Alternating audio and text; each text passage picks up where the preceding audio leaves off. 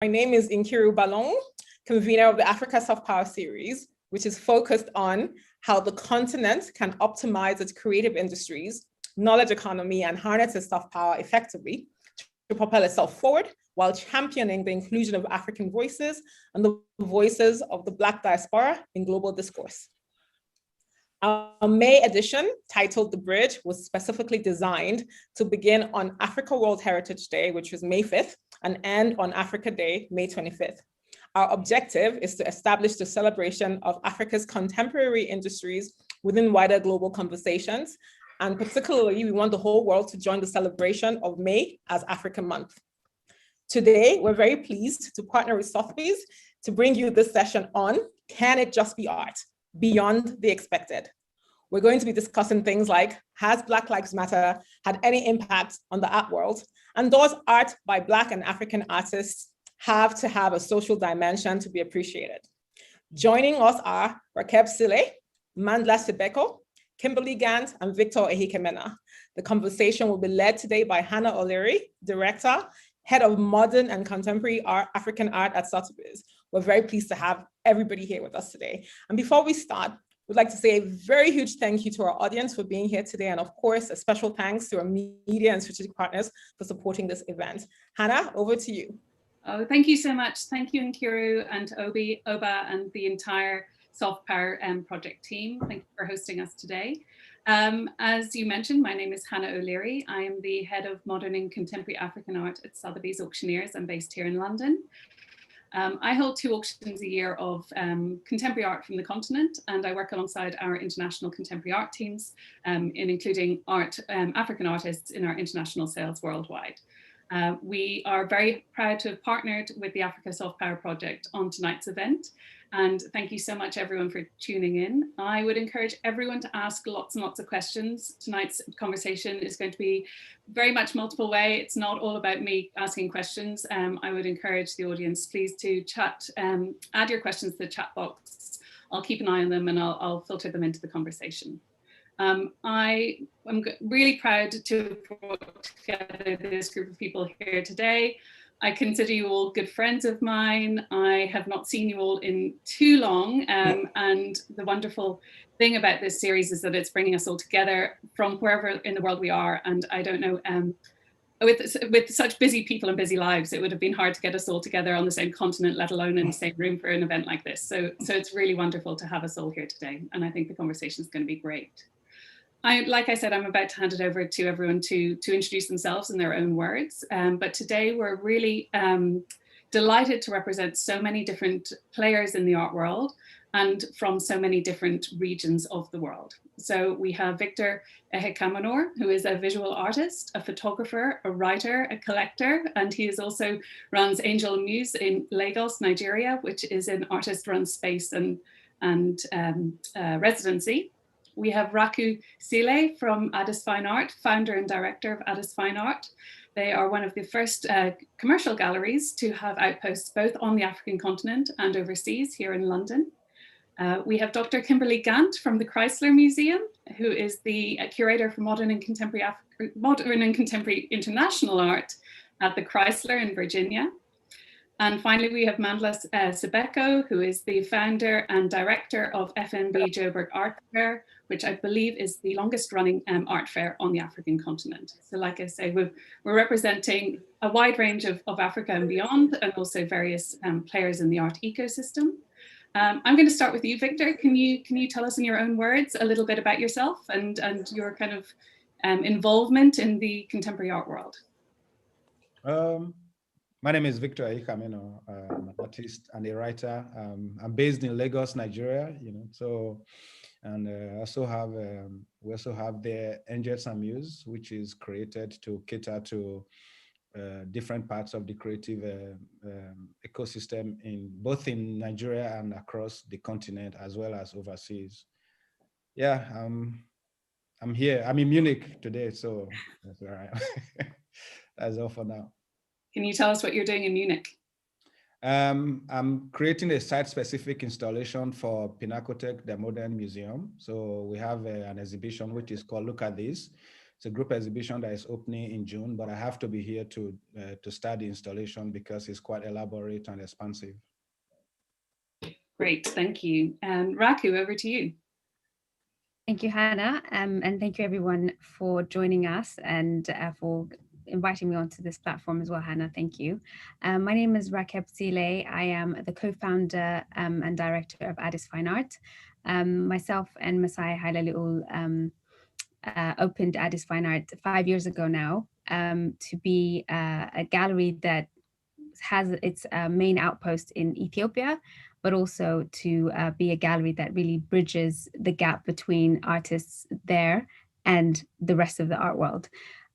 So we also have a space, we've had a space in London for kind of almost all of our time. And now we're moving into another phase of our life where we will be having a permanent gallery space, hopefully from September, right in the center of London. So we're very excited about that. And yeah, that's me. And Mandla, from live, I presume, from Joburg. Yes, indeed. Thank you very much. Good evening to everyone. So wonderful to see you all. I'm not sure how much of an introduction I will do of myself. I think you've done an amazing job, Hannah, at introducing all of us. But I come from an e-commerce background, having been one of the partners in one of the earlier, I guess one of the early sort of e-commerce platform in South Africa stuff. And I landed up in the art world through passion, being very interested in it. And I started buying art. And that's how I landed up literally becoming more involved in the art world and eventually owning an equity in the previous fair, which was rebranded and relaunched before COVID into a much more smaller fair that's very much regionally focused. Yes, I am the director of what was called the FNB Fair at Joburg. It's now called FNBARTJOBURG. We rebranded really after realizing that we need to put quite a lot of effort in our own market, this part of the world. But I'm very proud that we pioneered the way long before many people believed in African art, that Joburg led the way in launching its own fair, which was really always being Pan-African from the onset, from the start. So we've been doing this for 14 years. And I know that a lot of people are now very interested in African art suddenly, but it's really humbling. It's really humbling to see that we started this a long time ago. Thank you. Thank you. Thank you. And finally, Kimberly, I love your background here. Thank you. Can you tell us a little bit about yourself and why you might have been invited specifically onto a panel which is regarding art from the African continent? Yes, so hi everyone, good day, because I'm actually in the middle of the day here in Southern Virginia and coming to you from my virtual background in my office at the Chrysler Museum of Art. And as Hannah, and I just want to say thank you everyone for inviting me, and South Africa Power Project for having me, and Hannah for inviting me as well.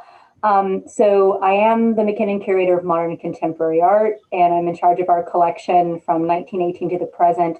But my background in terms of my research and scholarship has been the contemporary African diaspora since I was an undergrad. And so working on artists, African American, Black, British, African as well, and have been working on exhibitions and projects and acquiring contemporary and modern artists from the continent and the diaspora into our permanent collection since I've been here, and through other institutions that I've worked at as a curator for the past several years. So I'm really excited to be having this incredibly important conversation today. Thank you so much. I think you've all kind of mentioned things in passing that I want to return to. But one, I want to kind of go back 10 years. I have been working with in this field for 15 years now. In 2006, I started holding international sales of art from the African continent. And at that time, there was very little happening in this space, really, outside the continent, outside the local markets that have existed, of course, for a very long time. There was slow and steady growth for 10 or so years. That picked up a lot about 5 years ago, around the same time I joined Sotheby's. And And then to my mind, everything changed in the last 12 months. I want to kind of, before we get to that, and I think that's really going to where the discussion is going to get really meaty and juicy. You've all mentioned that you came to your current positions through, not because, as I said, maybe that this market, for want of a better word, or this interest wasn't I know when I was starting, it wasn't a career to be pursued. There weren't kind of jobs, people looking for international sales of contemporary African art. You've all come to your careers and your positions through personal passion and interest from the sounds of it. Perhaps you can tell me how your experience has been over the past, say, decade in this kind of growing, burgeoning interest in art from the African continent. And before we move on, I want to make a caveat and say, I realize I'm using the word African a lot, African art. I understand that Africa is a huge continent. We've got here representation from north, not from north, sadly, but West, South, and East Africa and abroad. I realize it's a huge generalization, and I realize also that I'm the only one on the panel who has that title in their uses that word in their title. So I realize for everyone else here, we're not talking about African art. But still, it can't be denied that this has been a field and a market that has been growing in interest, quite, like I say, quite steadily for 10 years or so. So maybe we can go back to you, Raku, and say you mentioned you came to it, really started the gallery about 5 years ago. What was it that changed or made you think that was the right thing to do and the right time to do it? Oh, we can't hear you, Raku. Are you on mute? Apologies, I was on mute. So the gallery is actually 5 years old, but my interest in art, and I am not actually from the art world, I come from a business background. So my interest started around 10 years ago. When I got my first job, I started going back and forth to Ethiopia and collecting. I was just collecting things that I liked. And I guess I came to it as a collector, but also somebody that really wanted to understand and know and learn about that regional art. What am I collecting? Is it worth anything? Who are these amazing artists that are coming out of the art school in Ethiopia? How come I don't see any of this stuff anywhere else other than when I go back? And really, for me, it was a passion project, and it didn't really take hold as a calling or as a business idea until I met my co-founder, Masai. And Masai is really pivotal in our story because Masai, before anybody was doing this type of work, he had already set up an art gallery in LA in the early 2000s, promoting Ethiopian art when it wasn't fashionable and it wasn't really in the mind of the average collector, if you like. But when I found his gallery, it had already closed by the time I found him. There was just such a wealth of information, which I just really just soaked up. I wanted to know more. And, I went to find him, and having a conversation with him, I realized that actually it's people like him that are so important to the ecosystem. If we're going to have what we're having now, conversations about, the growth of African art, there has to be people that actually have spent a lifetime learning about it, discovering it, writing about it, all of these things, because otherwise it's just a shallow endeavor, right? We won't really have the depth of the scholarship or the knowledge to really take it further. There's no foundation. So when I found him, I didn't think to myself, oh, we need to start a gallery. It was more like, okay, I want to learn from you. Can we maybe teach other people? We started just consulting and I think in 2012, I think it was. And at the time it felt urgent because, I live in London, and, the 154 art fair was happening, conversations about African art were happening. But for me, I felt, well, where is Ethiopia in this, or where's my region in this?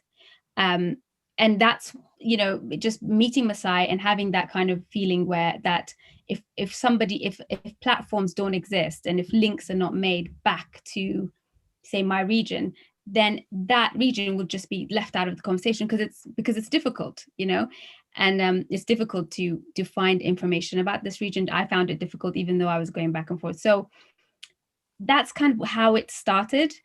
And absolutely, it has completely snowballed into so many different aspects of the work that we do now, which I'm super proud of. But it is because of this growing interest in African art that's been able to happen. And just having Masai as kind of the backbone of kind of the curatorial art historical part of the gallery has really made a difference, because we really want to focus on one aspect of the continent, to show actually that the continent is this multiplicity of stories, of countries, of art histories, and that Africa is not this monolith that is easy to for ease, people do kind of reduce it to some sort of monolith, and I think that's what's really kept us on, if you like, on the straight and narrow. We've got a very short remit, a very tight remit of what we're trying to achieve. I'm seeing Kimberlee's nodding furiously with so much of what you're saying. And I'm so interested, Kimberlee, in your experience as someone who's actually segued from someone who was kind of in that African studies background, and you've segued into the international position that you now hold.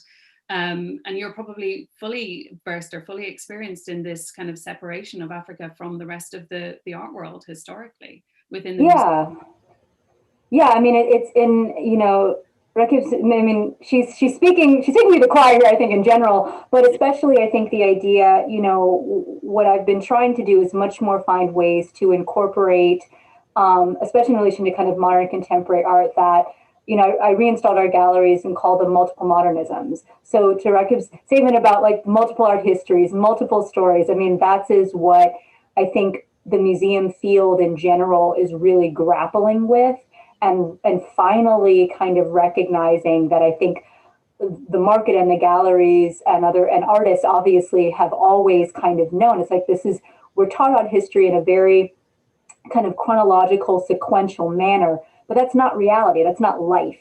And people are engaged, and cultures have been engaged, and styles and techniques have been, kind of transformed and transitioned across time and place and space.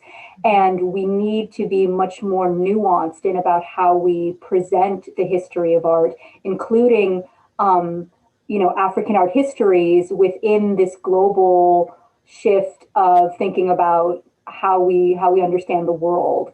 And so, yes, we have our galleries of, I mean, I wasn't here, so I did not participate in the reinstallation there, but we have our Egyptian gallery and we have our African gallery, which that's a problem. And so I've been trying to find ways as well to not only merge that, but also it's traditionally all mask figures and ritual objects, which is how historically African art was collected. And so I'm bringing in contemporary artists into those galleries and putting African artists in our contemporary galleries as well, to really show that art is still continuing. It's been going, it continues to go. There's relationships that we need to investigate across time and across themes.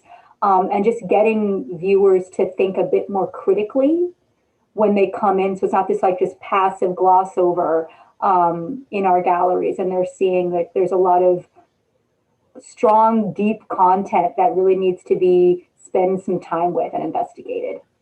I want to pull in Victor here as a practitioner, because you're somebody, Victor, who's had a foot in the United States and in Nigeria, and obviously have a very proud heritage in your Edo State upbringing. And I think maybe some of what Kimberlee just said about the links between the past and the present probably speak to you a little bit. Can you jump in here?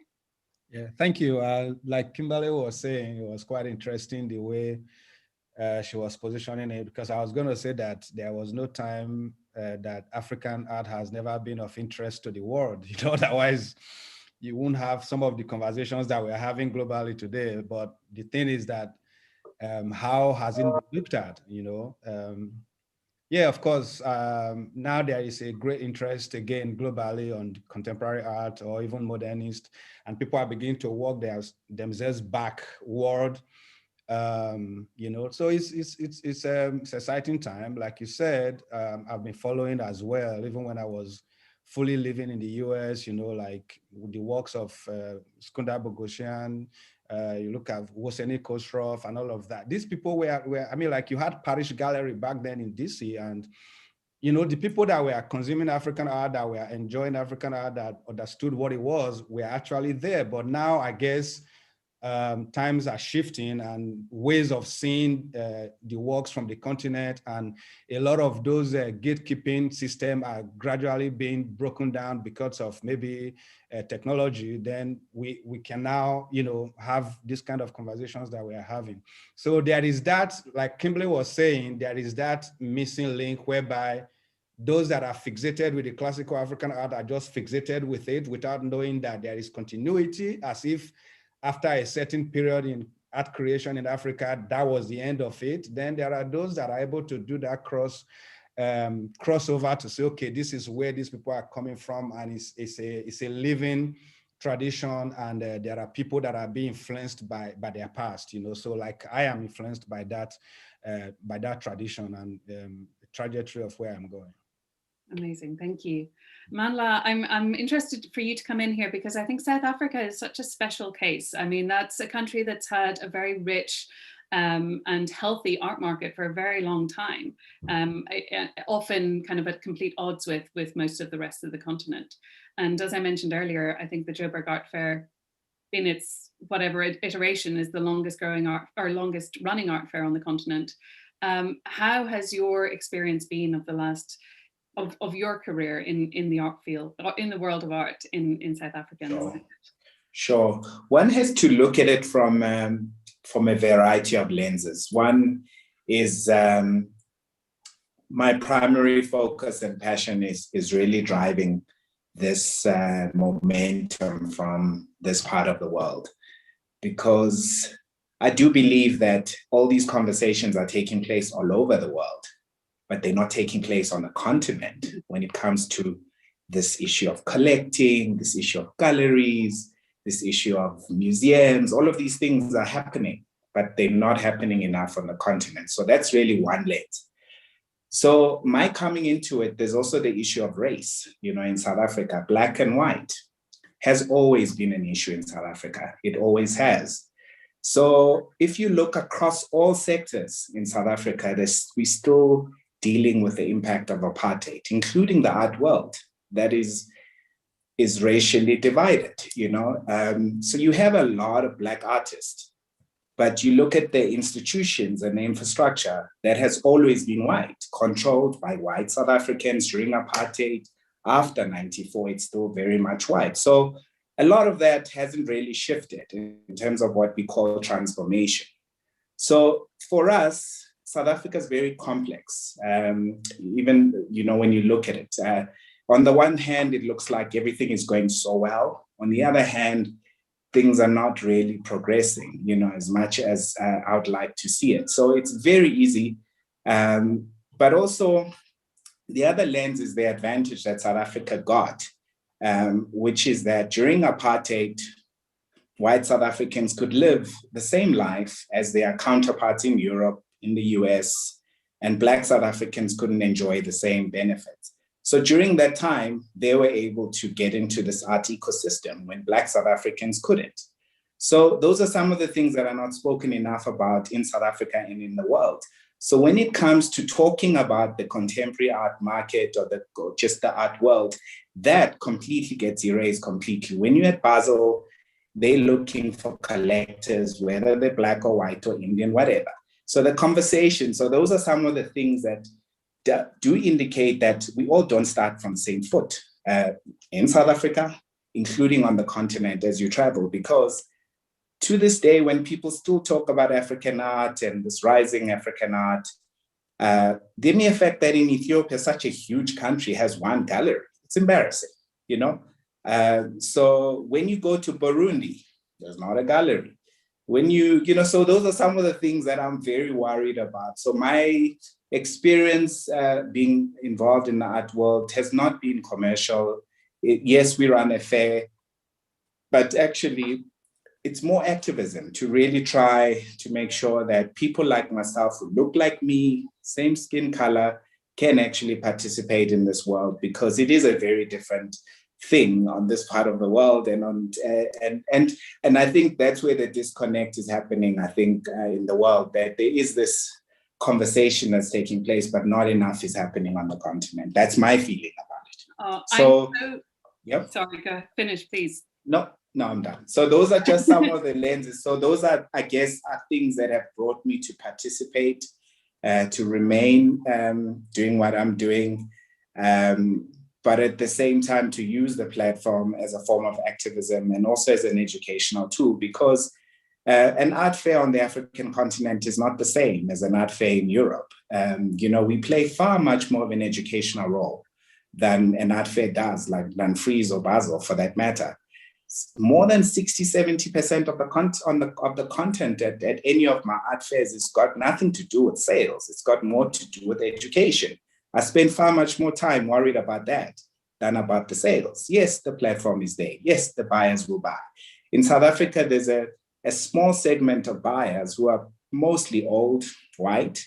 In my time, when I first walked into what was FNBARTJOBURG, the fair itself, I could count the number of Black people who were in there. So those are some of the milestones. And I look back and saying, look, when I walked in here, there were 6-7 Black people in here, not even one Black gallerist. Maybe there was one eventually. Then there were not many Black people who were actually inside the fair. So now when you go inside the fairs, Hannah, you have been, you'll see that more than 60% of the people who are attending our fairs are actually Black now. So we're getting there. So we have to have very different conversations when it comes to this art market and this whole Africa Rising story. No, go ahead, Kimberlee. Sorry, so Mandla, just so many things that you just said that were just so on point there. Because I also think what you're saying about the collectors and the education is still, though maybe it's not to the fullest extent that you see in US and European fairs, it's still such an important component for collectors of color on this side. Because even if you see Black people at the fairs, they don't necessarily know the kind of how-tos. How do you buy at a fair? How do you buy at a gallery? How do you go to an auction? Like there's still that level of lack of knowledge because historically we've been, not put in. I mean, you have a very small segment that has really kind of been part of that art market world. And so there is so much education that still just needs to be done on this side to get people to feel comfortable to say, oh, I can buy art and I can and I don't have to be I don't have to have millions of dollars at my disposal to do that. I can actually find ways to bring in art. And on top of it, I don't even think that there's enough education about the fact that art can be an important investment and a commodity within your portfolio. We just see that art is a luxury item, but we don't necessarily, I think a lot of people don't see it enough as an investment in your long-term financial strategy, or just also as much as it is a passion. It can be both. And so I just think that I'd love to know more about some of the, the educational program, because I think what you're probably doing could really be transported to what's happening on this side as well. Absolutely. If I could just add as well, sorry, Hannah. No, I'm loving it. I mean, everything that you said about kind of the activism aspect of the job is absolutely true, because I think when Masai and I started the gallery, when we decided we were going to have a physical gallery, it could have literally been anywhere. It could have been in London, where I live, or LA. But, we chose the hard road, and it was a truly hard road to just open in Addis. And, what we also don't talk about is infrastructure issues, internet, ease of doing business. All of these things actually impede ecosystems from actually flourishing on the continent, but they're still important. We thought it was it was so important that we just had to try. And I know that for the first 2 years, we would look at each other and go, we're just absolutely crazy. Like, why are we doing this to ourselves? Because, you know, nobody really understood what we were trying to do. Collectors in Addis had never had to buy from a gallery such as ours. They didn't really know, and to Kimberlee's point, why it was important to have a gallery. Why can't we just buy from the artist and, you know, we'll just put it in our house and that's the end of it. But I think that after 2 years and seeing the fact that we had taken some of these artists and you know, on their merits, because they are world class and they can compete on the world stage with their counterparts anywhere, seeing what we've been able to do outside has really ignited people in our town to be like, oh, wait, there's something here. This is valuable monetarily as well as, you know, culturally. And oh, we have competition. Other people want this stuff, so we want it too. So, sure. I mean, I think that was one of the things that really, you know, we're quite proud of the gallery, because we even if it's a small percentage of people, there are now collectors in Ethiopia that we can say, okay, we built a quorum of people that are interested in preserving and collecting, and also supporting the gallery, because the gallery is really, in any town, in any city, in any ecosystem, is really the kind of, it's a central part of the puzzle, because it invests in artists and puts artist works into the market. And without the gallery system, it's so difficult for artists to get anywhere at all. And that's what we found in Ethiopia. There are lots of artists. There's an art school, lots of artists, well-trained, excellent pedigree, but they come out of art school and then what? There was, you know, it was very local, very, very difficult to make a living from what they were doing. And so we made that decision for that. But you're absolutely right, Mandla. One gallery for a country of 110 million is an absolute joke. And we hoped that other people would follow in our footsteps, but it's still too hard. It's still too hard. And, you know, we do a lot of, we try to do a lot of not just educational stuff, but also lobbying to make the ease of business, you know, to just make it a little bit more reasonable. Absolutely. Because nobody's going to martyr themselves, like, you know, to do something like this. And we've been extremely lucky. And the partnership that we've built, Masai and I, has just been the foundation. But not everybody's going to have that kind of time. And no, totally. I think what you've done is amazing. Even in South Africa, people still ask me about Black galleries, gallerists, and I'm like, there's only one. Again, such a big population in South Africa, over 55 million people, of which most of them are Black. We only have one gallery. Anyway, those are some of the challenges. And then in Kenya, when I speak to the art practitioners there, they tell me about the challenges that actually locals don't buy the work. Foreigners who work in Nairobi buy the work. So those are some of the dynamics as you travel the continent, that you realize that actually we do have these challenges as well, as much as there's this bigger story about, and education is critical in obviously educating people and getting them becoming aware of who our artists are, such as Victor. I remember when I joined Sotheby's 5 years ago, there was a lot of press interest in this big auction house finally kind of looking at the continent and getting involved with art from Africa. And they all asked me whether I was just having African artists in my sale or if it would be artists of the diaspora as well. And I said that we were holding this African art sale as a platform for those artists who hadn't had access to the mainstream art world before.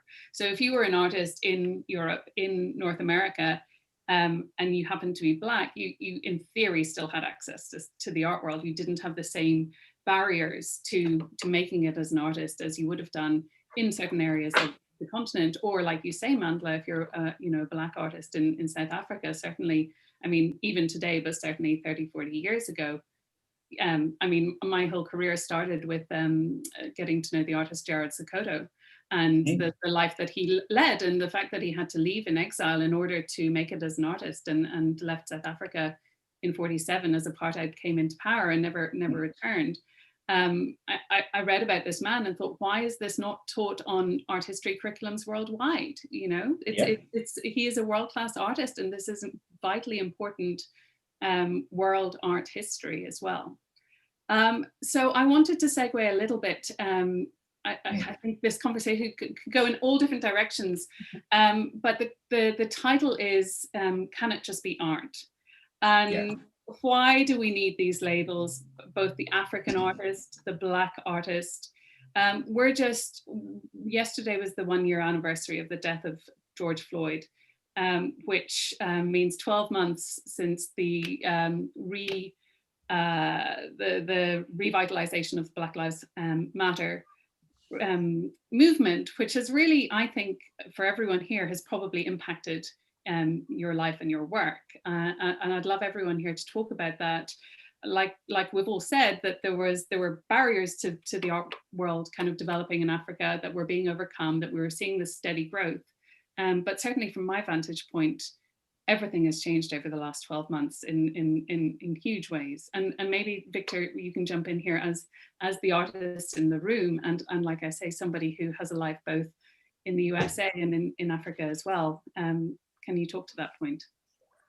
A lot has actually changed in the last, I would say, more than 12 months now, or a little bit over 12 months with the Black Lives Matter, as well as seeing that a lot of some of the things that are being questioned, some of the things that people couldn't have access to, or Black people couldn't have access to questioning before, have suddenly been able to, up to like maybe public statutes that were representation of oppression, to even kind of putting enough fire into the whole restitution of stolen and looted objects from during colonialism. So all these have resonated over this past not few months anymore, over this 1 year. And also people have also now moved, although we are going back to the brick and mortar again, whereby you could say that galleries and the big galleries became a little bit more transparent, by having the viewing room and everything, so, and other collectors finding ways to reach out to artists and collect as well, or even maybe galleries now having to sell directly without necessarily like putting so much overhead on what they do, So a lot, there is so much that the pandemic has kind of like rearranged in the ways that fairs are done and all of that, So again, I would say that if we go back to the whole thing of Black Lives Matter and all of that, it has also opened a lot of people's eyes to even look at the visuals and look at the art, So because, I mean, art is one of those driving forces for the whole movement as well, So it's a changing world, and I hope that, more will change for the better. Let's put it that way. What has been your personal experience, Victor? Have you had any, I mean, first of all, I know you've had an interesting year in that you had a lot of plans that were shelved or postponed or put to one side.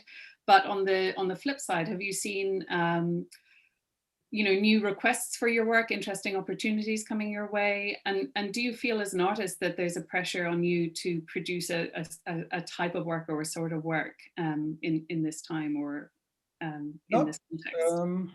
Thank you.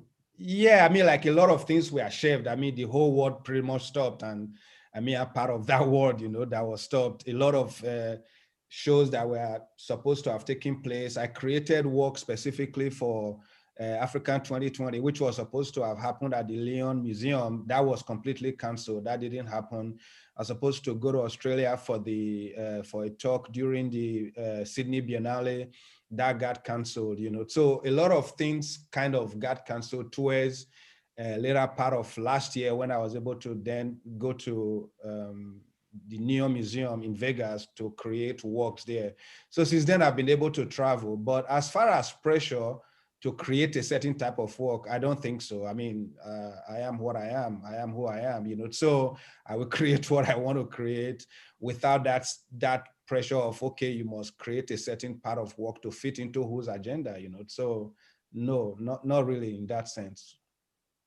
Raku, I'm going to bounce that question over to you, because you and I have spoken before, I mean, even before the past year, about the fashion for Black figurative work in the marketplace. And as a gallerist who looks after a whole kind of stable of artists, what are you hearing from collectors and from people who are buying the work? What are they asking for? Yes, I mean, there is a huge market now for Black figurative work. There's no question about that. I mean, the thing about our gallery is that we are trying to show a diversity in a small part of Africa. So we represent who we represent, and a lot of our artists actually tend to be abstract artists. So we have had less of a good time in this period, if you like, because actually abstract art up until maybe in the last few months wasn't really sought after, and that's just the way it is. But I think that with the Black Lives Matter, what this has done for us is there's a subset of artists within our stable who that didn't necessarily impact at all. Artists who live and work in Ethiopia, it was such a foreign, it was kind of it was a bit removed from their everyday, right? Because they're dealing with other things. They're talking about women's issues or kind of a hyper-urbanization. There are so many different experiences, and I think that's what we have to be. We have to expect from different types of people, even though we're using these blanket terms as African and Black and so on. But there is another subset of artists that we work with who are the American diaspora, so the Ethiopian diaspora in the US, which is a huge diaspora. And, I would say all of the artists that we work with, there, 3 artists specifically, are dealing specifically with identity politics. They're dealing with being Black or immigrants in a white country.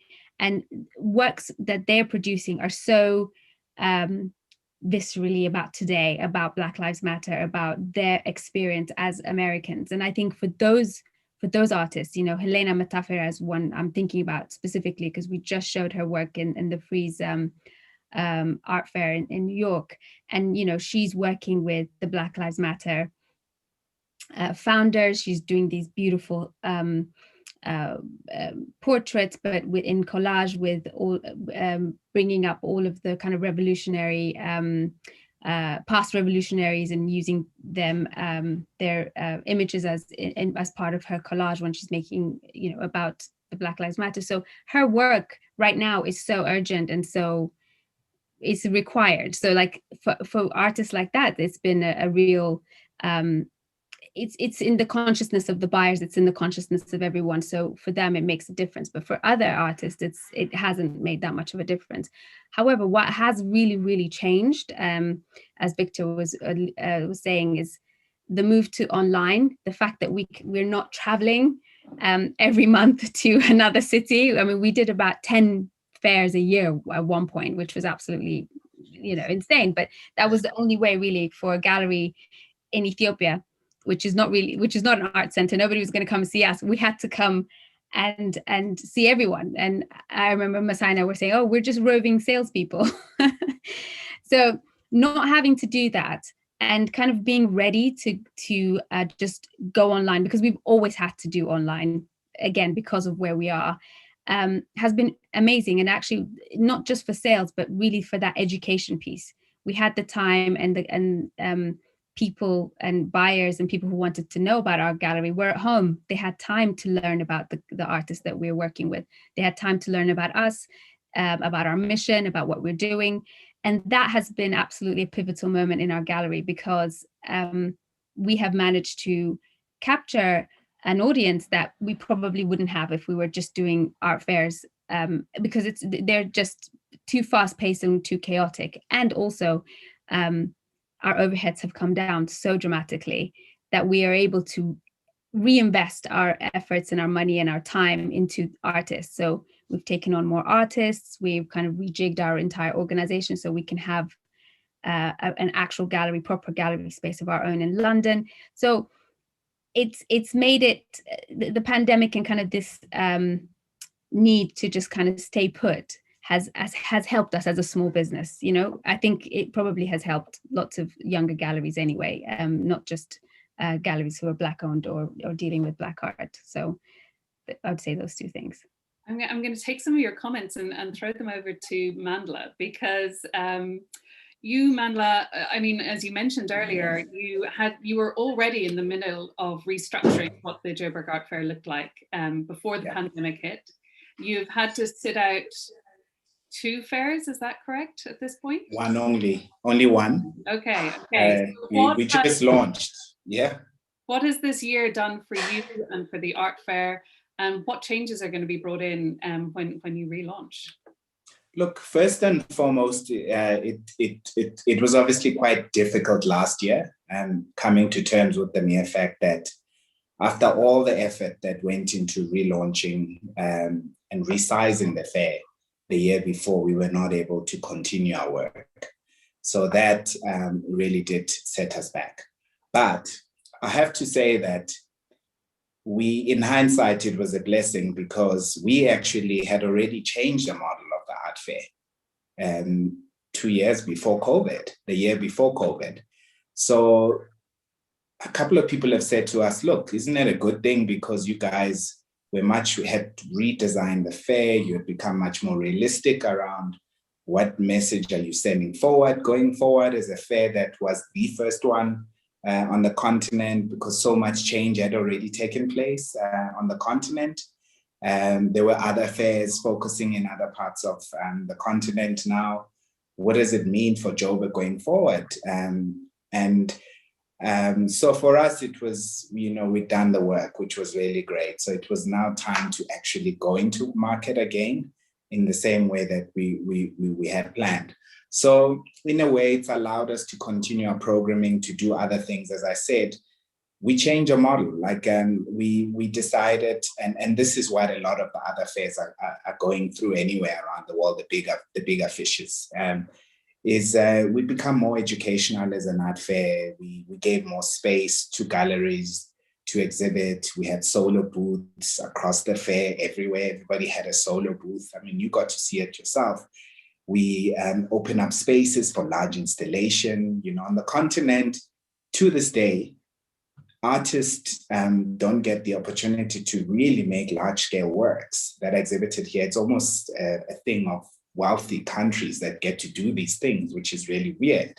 So you get to see it at Basel, you get to see it at Venice Biennale, but never on the continent. So we decided that we needed to change our fair in such a way that if galleries take up the challenge, they can actually do these large-scale works that Africans can enjoy and find ways in which they could be exhibited across spaces on the continent. So we've started a program that looks at really honing onto the future, to saying that people who've really collected African art are old, and a lot of them are now dying.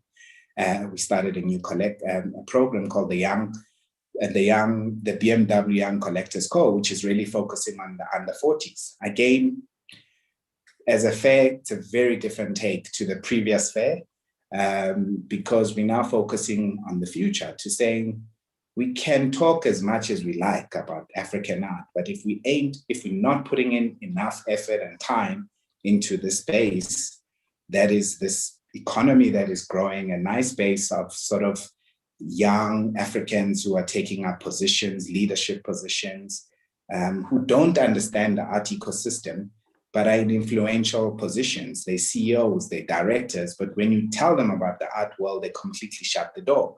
So we're starting the work to do all of that. So I'm very excited about those kind of things. So for us, yes, I think with COVID, it has made people realize that there's only so much you can do. And I think Rakeb was spot on that. I think even for galleries, they're going to have to make decisions around how many shows they can do a year, instead of trying to be at every fair, and be much more focused going forward. And I hope that our platform will continue to be attractive, because we do have an established sort of buyer market that has been buying perhaps a certain type of art. that now needs to move into understanding that there's whole other art from the continent. A lot of it has been sort of buyers have been buying primarily South African art and now starting to buy art from the rest of the continent, which is really exciting. So we look forward to, we've also embraced obviously online. What we do get from this community here in Joburg is that people do miss the physical fairs. They miss seeing people, they miss engaging with they feel that art is emotional. So this online space is just a click, oh, I like this, I like that, I buy that. So that has not worked. That's the feedback that I get. So I'm still all about physicality, that people still need to go and see the work in art fairs or in museums versus there's also been a bit of a disadvantage to sort of the young and new voices in South Africa, that some of them are not known. So being online has not been enough for them. Yes, some of them have gotten onto platforms and have done really well, but others who are coming still need to be exhibited in physical spaces so people can get to know them. So I do think that we do sit in a good place as a fair post the situation, this COVID, because we've already done our resizing, we know our mission, and we're continuing our work. Thank you. Thank you. Kimberly, of all of us, I think you're the one who occupies a space where you usually welcome hundreds, if not thousands of people into the gallery or into the museum daily. Can you talk to us of the year that you've had as a curator and as an institution as well? Yeah, so I mean, we had to very much adhere to kind of the state and federal guidelines here in Southern Virginia. I mean, the nice thing about where we are is because we're not a big city. So it's about 7 smaller cities kind of spread across.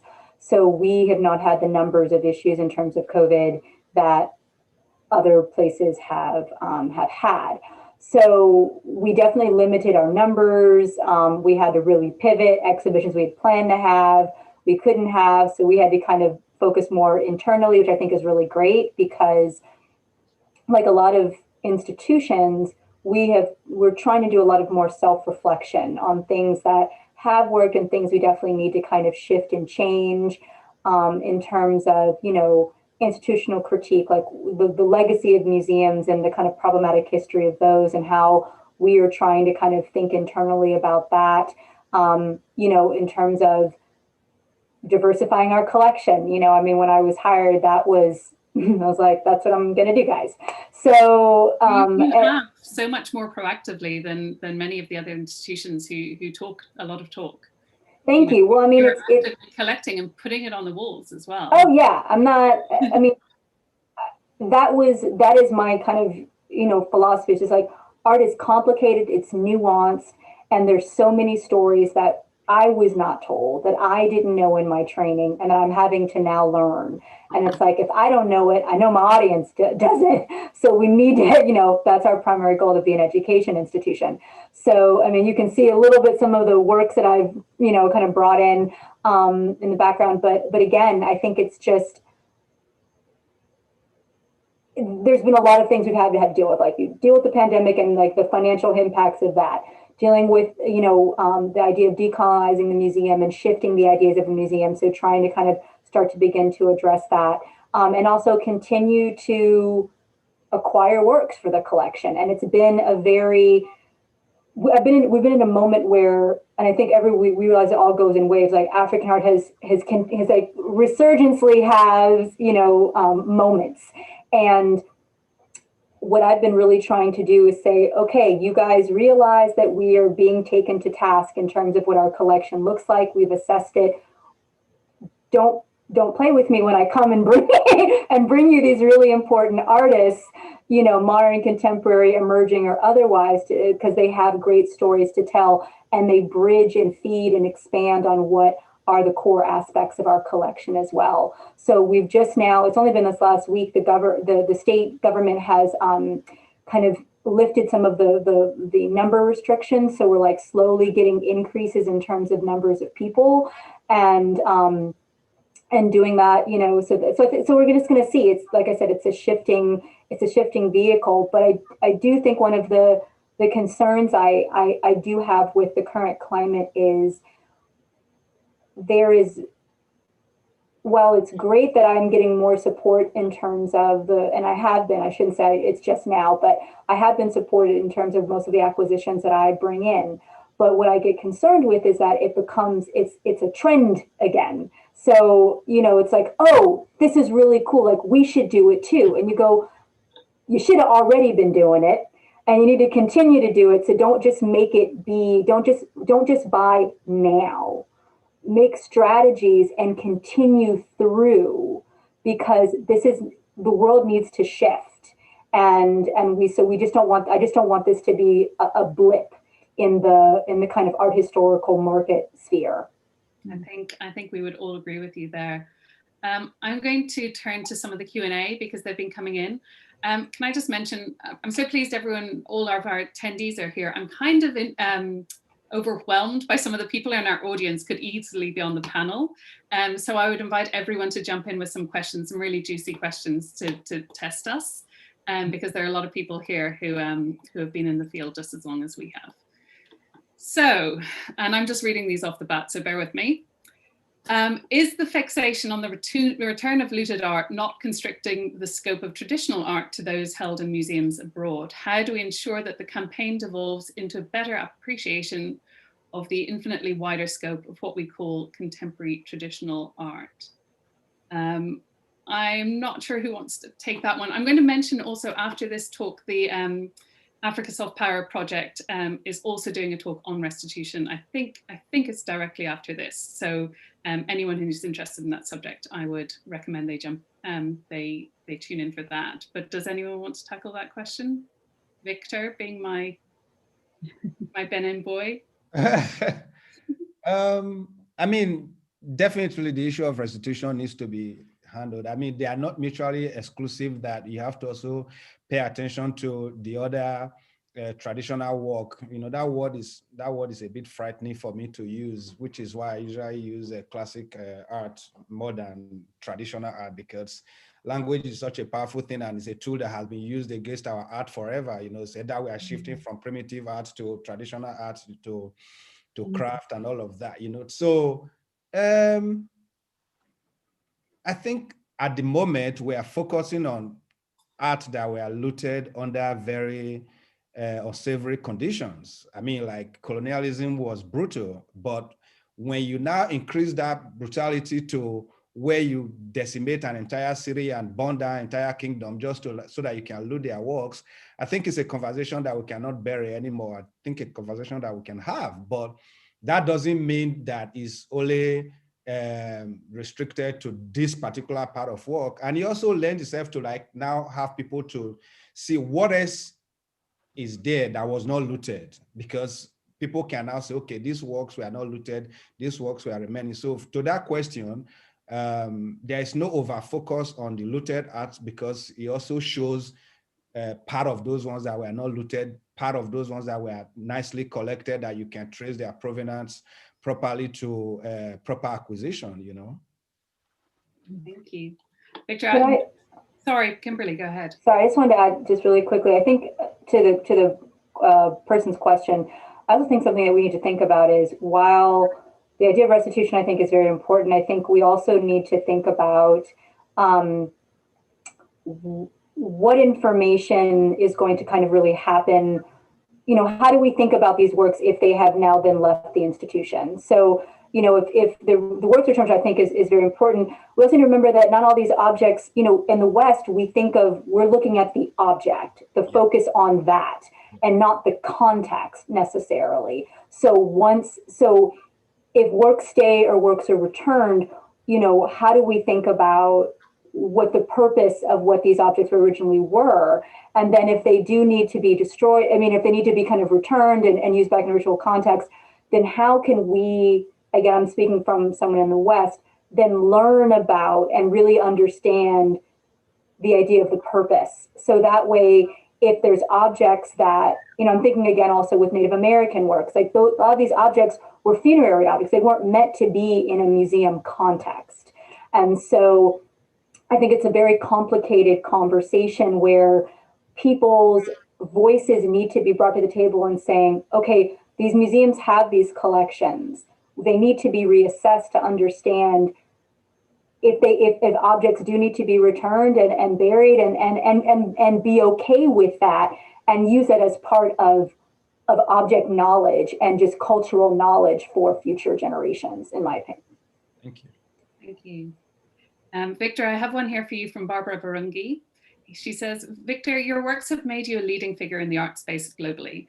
What advice can you give emerging African artists, including those that do residencies at your studio in Lagos? I would say that they really work. I mean, like, it's as cliches as that might sound, I say they focus on the work and gain a lot of knowledge of what came before them as well, you know, and try as much as possible not to, you know, find your own voice. Let's put it that way. I know it's hard, but there's a way you can find your own voice by not being part of a herd mentality of like, okay, this is what is trending right now. Let me jump into it. And where you know that when they wake you up in the middle of the night, you can't really defend what you're doing, you know? So it might take long. It could be a short journey for you to get to where you are going, but I think you should focus on finding your own personal voice that is recognizable by borrowing and you know, getting influenced, getting inspired by whatever you feel naturally towards. I think that's a great answer. The art market can be so swayed by fashions that come and go. And I think being true to yourself and your practice is so key in making it for the long term. Yeah. Similar question or similar topic from Ayodele Ojo. How can Black artists in the diaspora make more waves in the highly restrictive art market? And maybe Raku can take that one.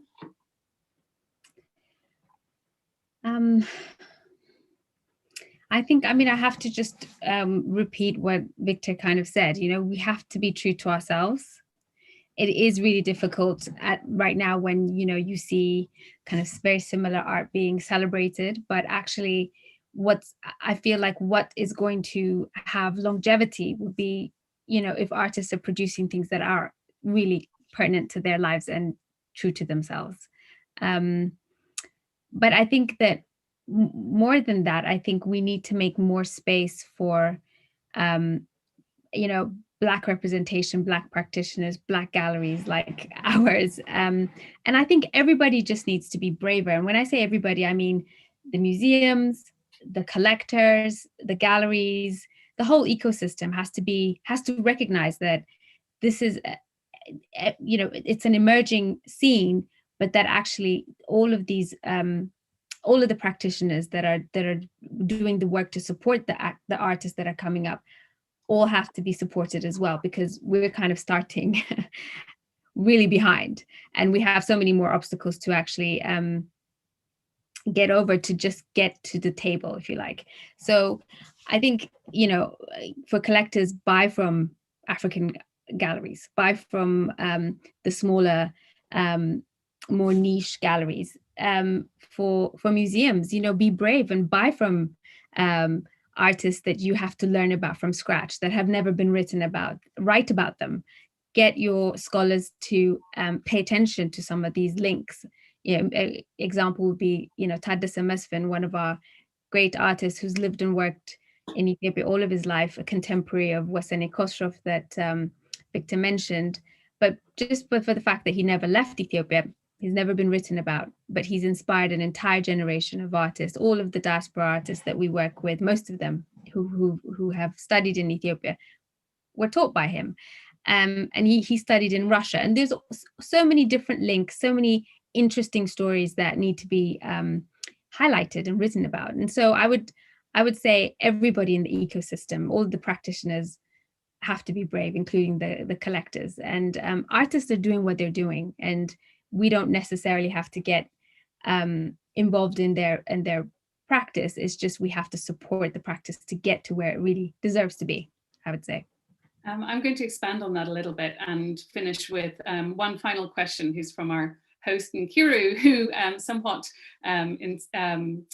controversially asks, is it white men who decide what is good African art? I certainly, as head of the Contemporary African Art Department at Sotheby's, it's really important to me that we tell the story, an accurate and correct story about African art history. And to that, not only am I kind of throwing myself into learning about art and artists from Africa, but also looking to, I mean, obviously my peers and professionals like yourselves, but also collectors who have been collecting for 10, 20, 30, 40, 50 years. Their parents were collecting, their grandparents were collecting. And so that's what we really want to bring to the market. It's a really interesting question about the white dominance of the art world and the Western dominance of the art world. And we're seeing a growing interest in artists from Africa, from those white buyers, from Asian buyers, even more recently. People like Amoako Boafo, who is from Ghana, but really only made it in inverted commas when he was collected by the Rubels in Miami. Would everyone like to kind of tackle that question very quickly before we call it to a close? Sorry, let me start with Kimberly. Sorry, I keep letting him talk too much. But I mean, I do think that again, there's multiple situations happening because, as Rakeb was saying, like there's collectors on the continent, there's collectors other places, and it really depends on people's tastes. And I think part of the problem is that, and I think this has basically been the art market, no matter kind of what art medium or style, it winds up being a few artists that kind of get past the door, especially in regards to auctions and galleries. And kind of they're the ones who, kind of get the stardom. And then hopefully you get some others who kind of rise above. But I think right now what I'm really concerned with is that certain artists they're getting really popular. Maybe it's because we haven't fully seen things in a while. People are just buying without really researching. They're not really thinking and seeing. And while it's great for that one artist or those few artists and those few galleries, it's still very much skewing the market and it's skewing what's happening. And that is, I think, going to be a consistent problem until, Rakeb said it very well, till much more people kind of get braver, get more experimental, go out there and see, and not just everyone buying the same people everywhere. I think that's starting to happen. I feel like there's a real sea change in the art world, the art market as well, that it's opening up, or at least I like to think so.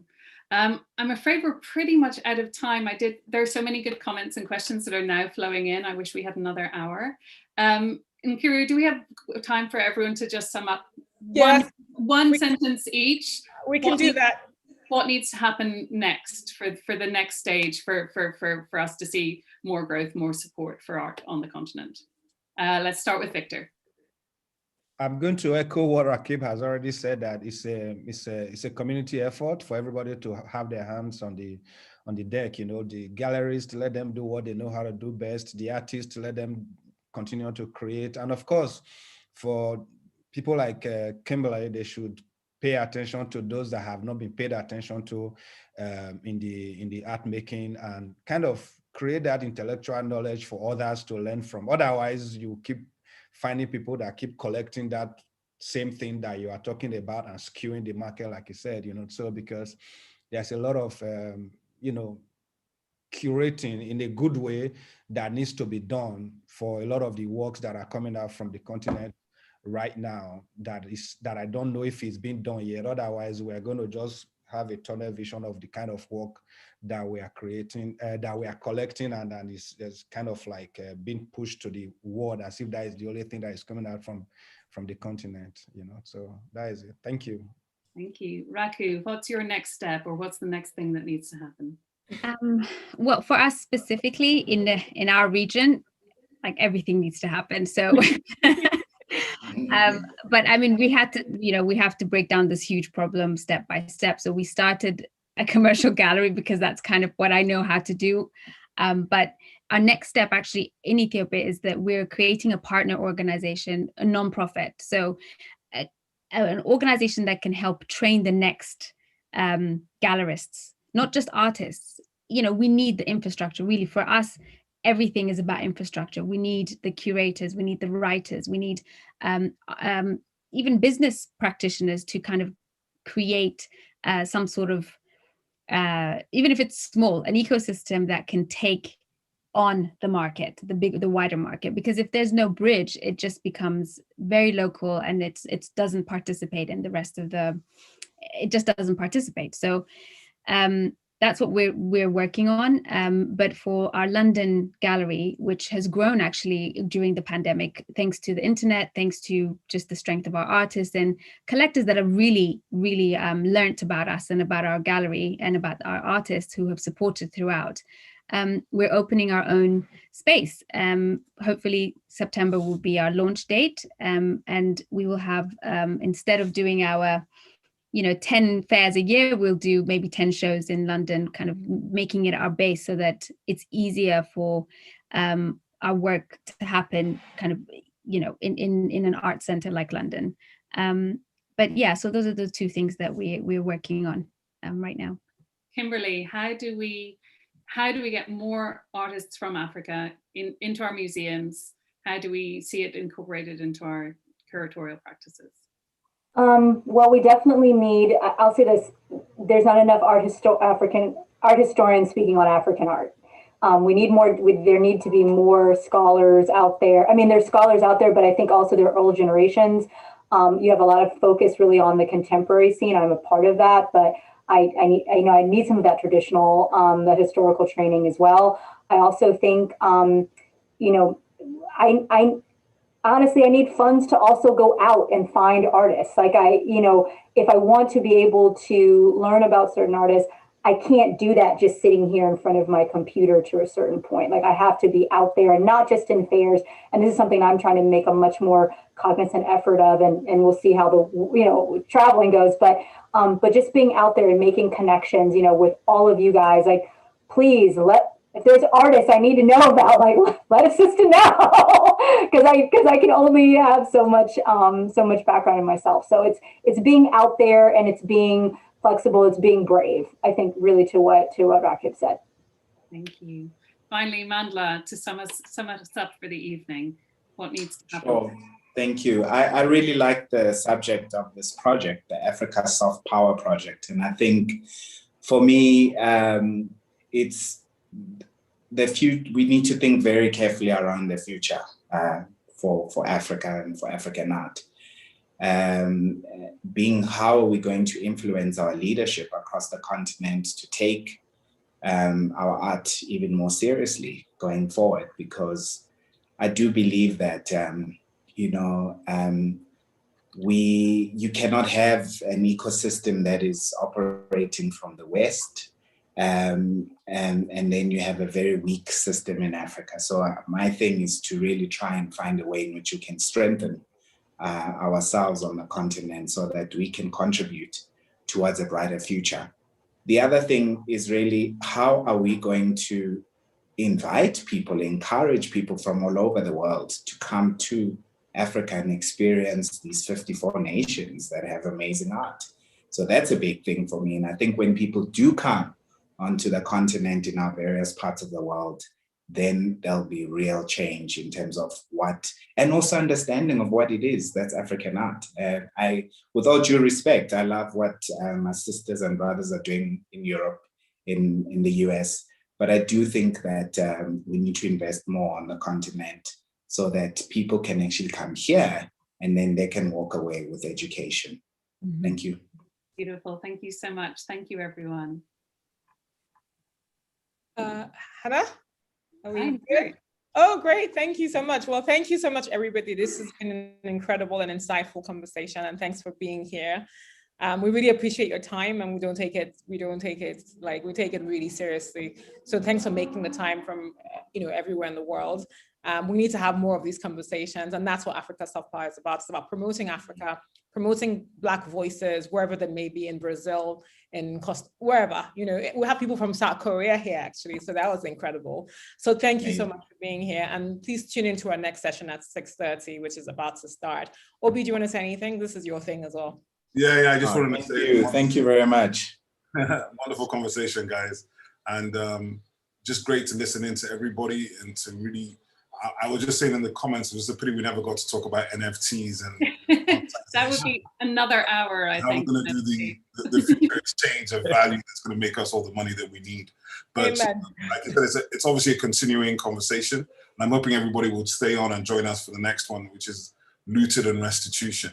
Yeah. Hannah, great to see you. Mandla, Rakeb, Kim. Thank you so much to you guys. Thank you. And yes, we have to find artists for Kimberlee because we have to find. Victor, my brother. Yeah, even I'm an artist, Kimberlee. Like, I mean, so the folks here on this panel got my email, so. You'll be bye, getting everybody. Thanks to all our guests. Okay. Thanks so much. Thanks Thank you so much. Bye, thank Cheers. you. Nice to see you, Rakeb and Victor. Everyone. All the best. Nice to meet you, man.